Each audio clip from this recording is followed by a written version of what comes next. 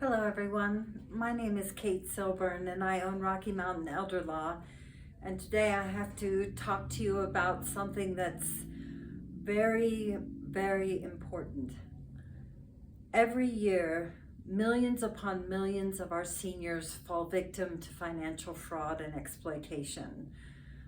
I am of the belief that as an elder law attorney, I have a responsibility to try and prevent this fraud and exploitation.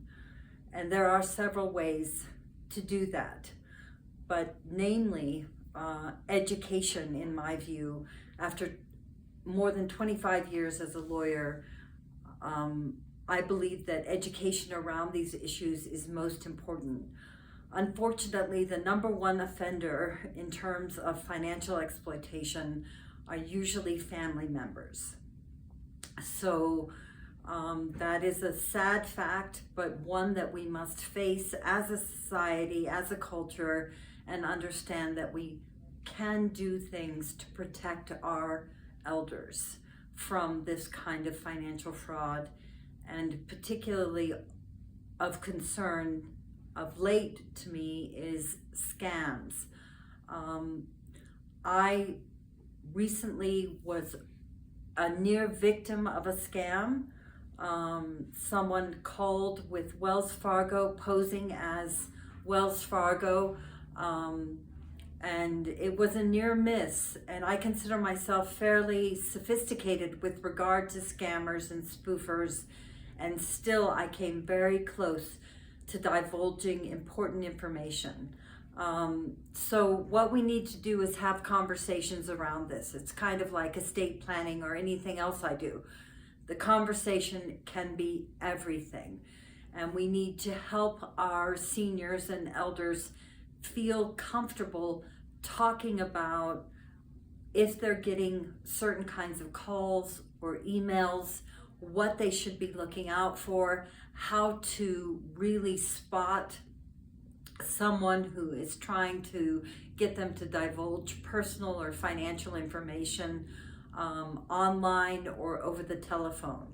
Most commonly with seniors, it's over the telephone. So we really want to encourage our elders to verify whomever is calling. We're entering into tax season.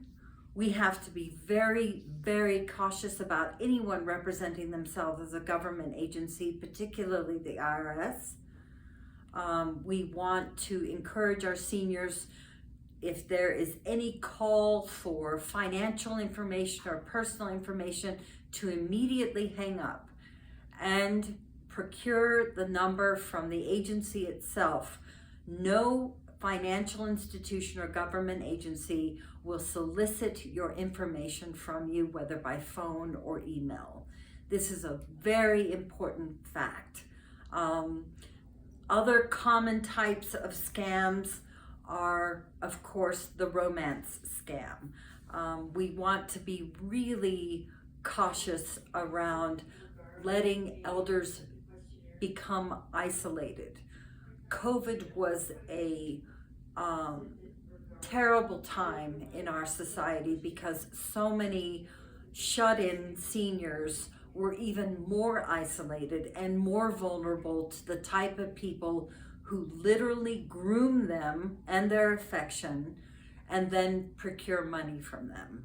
And the unfortunate thing with these types of scams is that oftentimes the senior is deeply embarrassed about having given money to someone who professed their love. We also have, of course, the grandchild scam, where the grandchild calls their grandparent in distress and says, I'm on the side of the road, or I'm in jail, or I'm in another country. All of these things can be an immediate hang up. Even if you think you're hanging up on your grandchild, you have to hang up so that you can call that grandchild and verify the situation. Before you engage, hang up and verify. That is probably the most important thing I can say about preventing scamming, elder abuse, and financial exploitation. So I send you all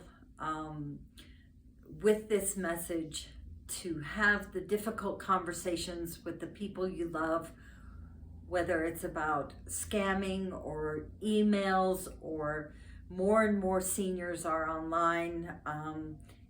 The most important thing you can do if you get an unsolicited email asking for personal information is to check the sender's address. Sometimes it will have the name of a bank in the address, but it will have wonky characters. So we always want to check the address. But again, no financial institution will ever solicit personal information over email.